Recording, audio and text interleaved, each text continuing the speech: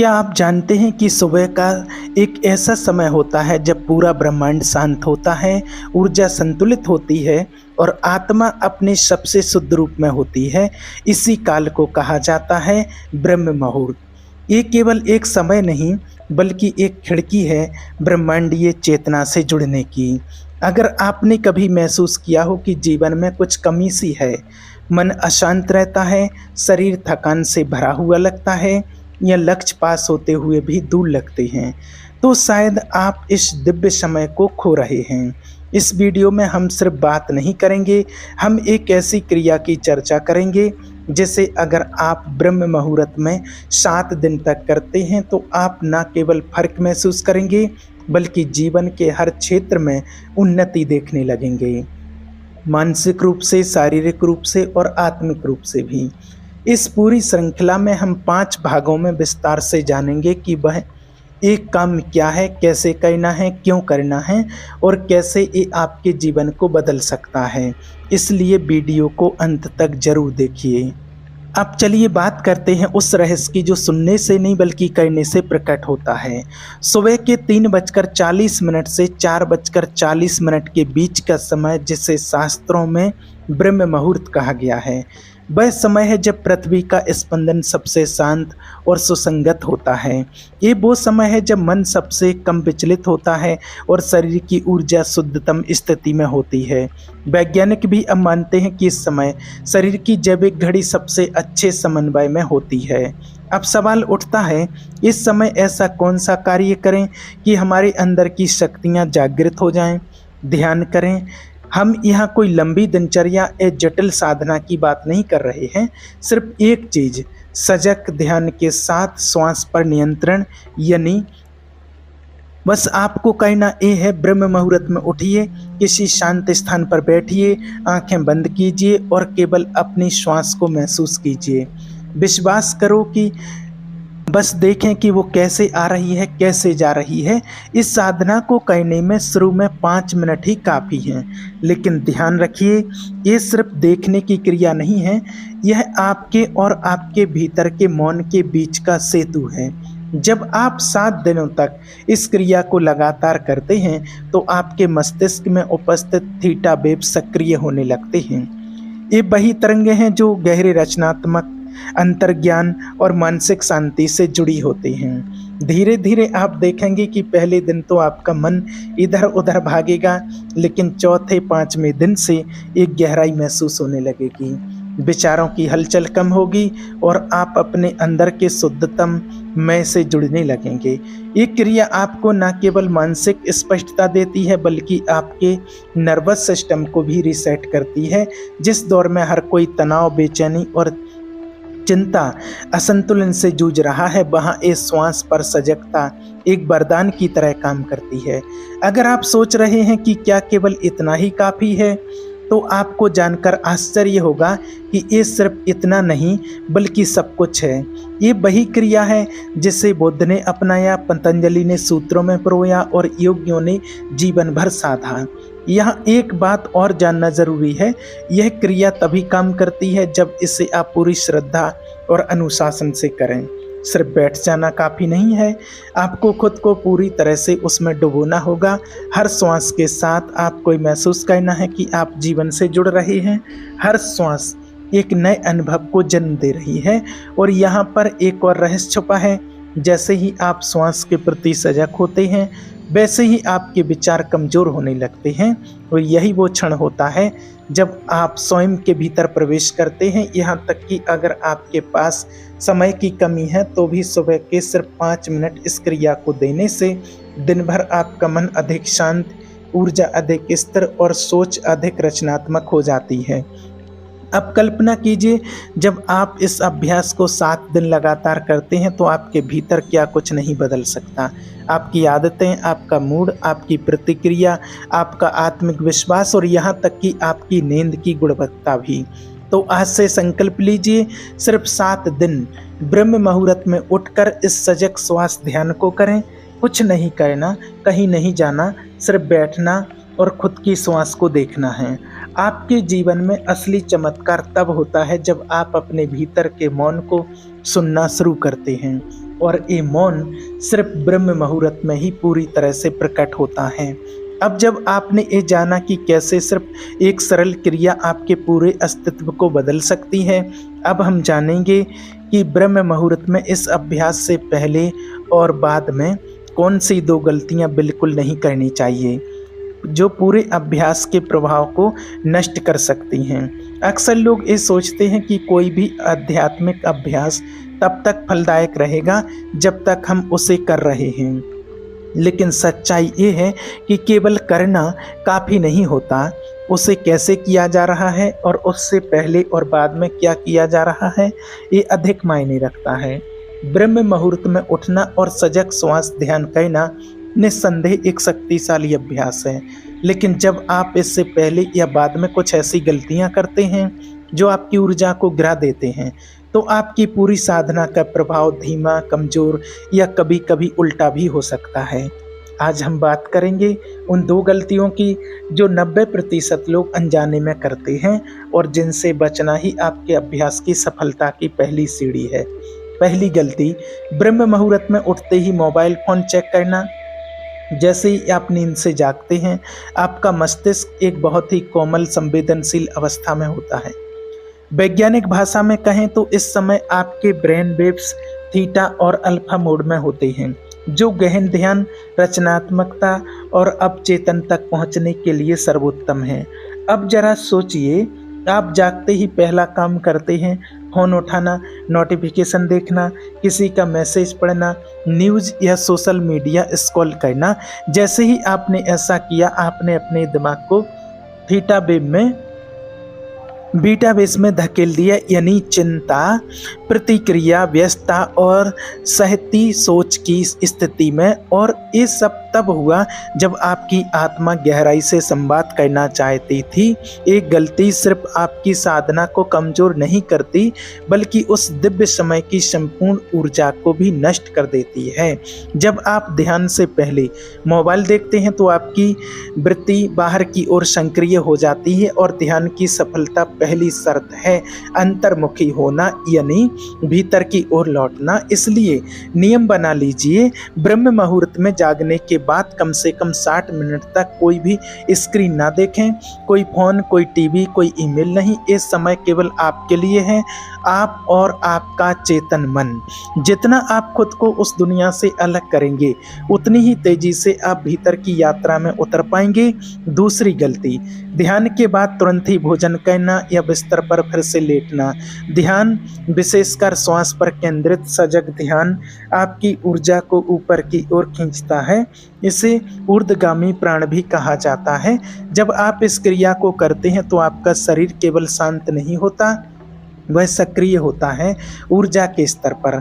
अब यदि आपने इस ऊर्जावान अवस्था के तुरंत बाद कुछ भारी खा लिया, जैसे चाय, नाश्ता या कोई स्नैक्स, तो आपने उस ऊर्जा को शरीर के नीचे की ओर खींच लिया, यानी आपकी चेतना जो ऊपर उठ रही थी उसे आप फिर से जड़ता की ओर घसीट लाए हैं। ये उसी तरह है जैसे कोई पौधा सूरज की ओर बढ़ रहा हो और आप उसे मिट्टी में दबा दें। ध्यान के बाद शरीर को कम से कम 30 मिनट का समय देना चाहिए। इस समय आप चाहें तो शांतिपूर्वक टहल सकते हैं, हल्के योगासन कर सकते हैं या केवल मौन में बैठ सकते हैं। इससे ऊर्जा का संतुलन बना रहता है और जो आपने ध्यान में अर्जित किया है वह धीरे धीरे आपके पूरे अस्तित्व में फैलने लगता है। कुछ लोग ध्यान के बाद फिर से लेट जाते हैं, ये सोचकर कि अब तो कर लिया, थोड़ा आराम कर लेते हैं, लेकिन ये आराम आपको आलस और तमस की ओर खींचता है। ध्यान की स्थिति सात्विक होती है, स्पष्टता, ऊर्जा और संतुलन की स्थिति है। अगर आपने इस अवस्था को फिर से सोकर दबा दिया तो आपका मस्तिष्क उस उच्चतम कंपन वाइब्रेशन से नीचे गिर जाएगा। इसलिए याद रखिए, ध्यान के बाद क्रियाशील मौन में रहना जरूरी है, न बहुत सक्रिय न निष्क्रिय। एक मध्य स्थिति जहां आप खुद से जुड़े रहें लेकिन बाहर की हलचल में न डूबें। तो अब तक हमने क्या समझा? ध्यान से पहले मोबाइल देखने की आदत आपकी मानसिक स्थिरता और आंतरिक ध्यान को पूरी तरह से खत्म कर सकती है। ध्यान के तुरंत बाद भारी भोजन या बिस्तर पकड़ लेना उस ऊर्जा को नीचे गिरा देता है जो आपने मेहनत से ऊपर उठाई थी। अगर आप इन दोनों आदतों से बच गए तो समझिए आपने 70% सफलता पा ली, क्योंकि ध्यान केवल एक तकनीक नहीं बल्कि स्थिति है, और इस स्थिति को बनाए रखना ही असली अभ्यास है। अब आप सोच रहे होंगे कि ठीक है, ये गलतियां नहीं करनी है, लेकिन फिर ब्रह्म मुहूर्त में उठकर इस ध्यान अभ्यास को और गहराई से कैसे ले जाया जाए, क्योंकि सिर्फ 5 मिनट की सजगता एक शुरुआत है, लेकिन असली चमत्कार तब शुरू होता है जब आप धीरे धीरे इस समय को बढ़ाना और निखारना शुरू करते हैं।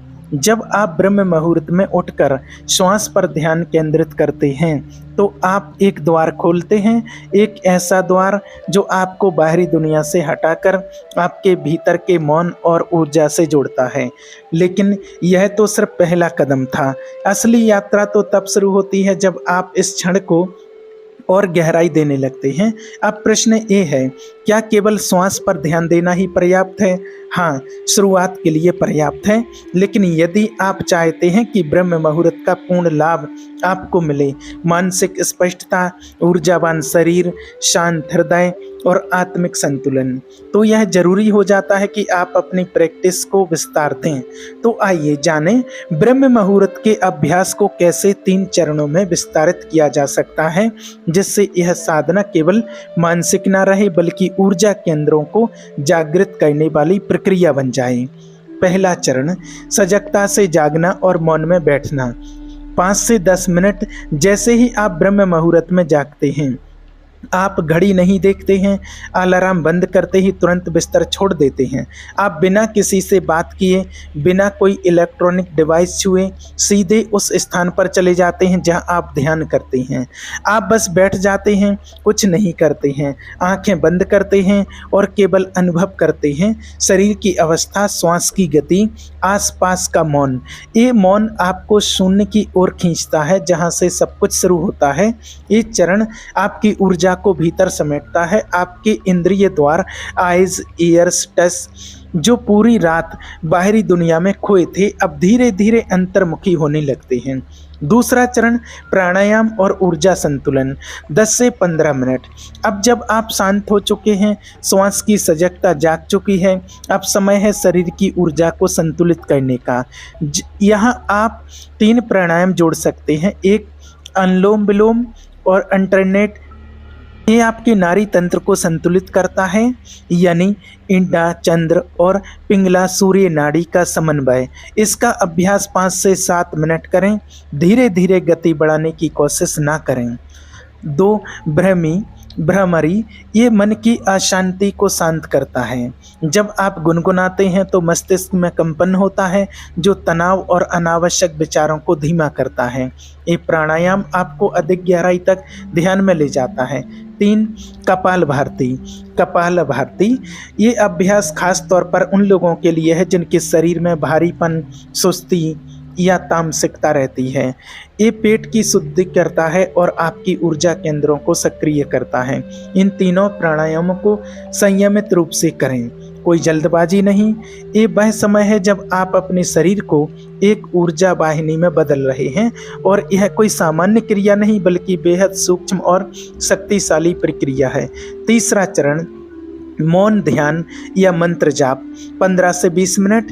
अब जब शरीर ऊर्जा से भर चुका है, श्वास सजग हो चुकी है, मन शांत हो चुका है, अब समय है उस शुद्ध ऊर्जा को दिशा देने का। यहाँ आप 2 विकल्पों में से एक चुन सकते हैं। 1, मौन ध्यान। केवल श्वास को देखते हुए भीतर उतरते रहें। आप चाहें तो किसी मौन मंत्र जैसे ओम नमः शिवाय का जाप कर सकते हैं। ये आपको गहरे ध्यान में ले जाएगा जहां विचार रुकने लगते हैं और वास्तविक ऊर्जा जागरण शुरू होता है।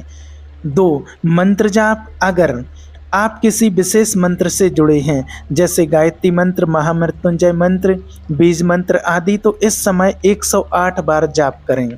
लेकिन ध्यान रहे जाप यांत्रिक ना हो, हर उच्चारण में भावना, ऊर्जा और पूरी उपस्थिति होनी चाहिए।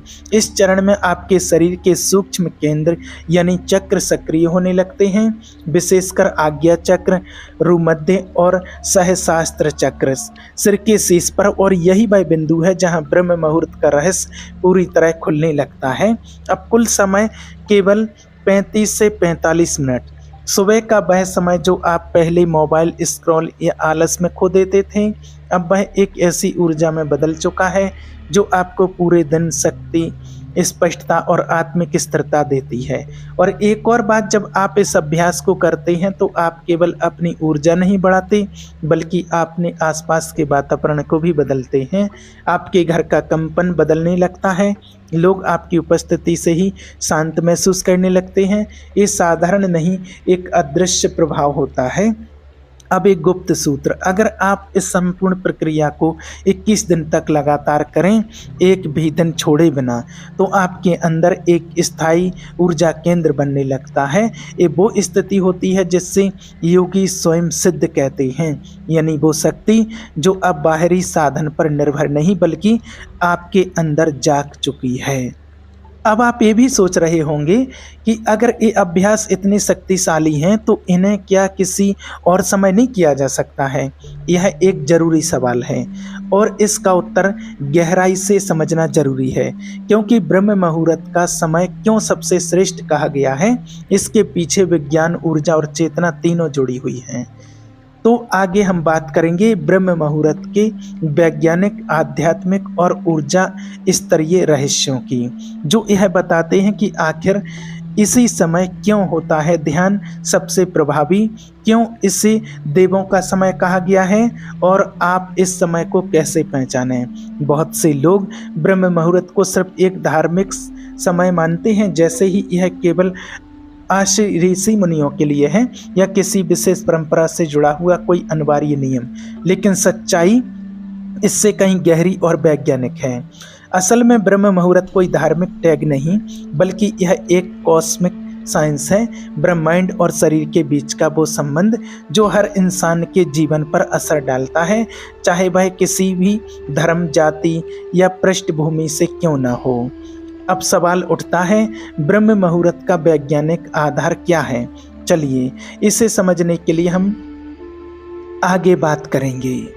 देखिए, ब्रह्म मुहूर्त वो समय है जो आपको अनुभव कराता है, लेकिन असली साधना तब शुरू होती है जब आप उस अनुभव को हर पल में जगाए रखते हैं, और यही श्रृंखला का अंतिम और सबसे शक्तिशाली संदेश है। आपने इसको गहराई से जाना कि ब्रह्म मुहूर्त क्या है, कैसे साधना करें, क्या न करें और क्यों यह समय अद्वितीय है। अब कैसे इन्हें आप दिन भर और जीवन भर में बनाए रखें। अब ये सिर्फ एक सुबह की आदत नहीं, यह बन चुकी है एक जीवित चेतना जो आपके जीवन के हर क्षेत्र को रूपांतरित कर सकती है। अब आपसे एक निवेदन है, अगर आपको ये जानकारी पसंद आई हो तो इस वीडियो को सिर्फ अपने तक मत रखिए, इसे अपने मित्रों, परिवार और सोशल मीडिया पर साझा कीजिए। शायद किसी और की सुबह बदल जाए, शायद किसी और की चेतना जाग जाए। और अगर आप चाहते हैं कि हम अगली श्रृंखला में मन की शक्ति को जागृत करने की विज्ञान और योग विधियां और लेकर आएं, तो हमारे इस चैनल श्री कृष्णा फैमिली को सब्सक्राइब जरूर कीजिए। आपका जीवन प्रकाशमय हो, ऊर्जामय हो और हर सुबह एक नव जीवन की शुरुआत बने। आपका धन्यवाद।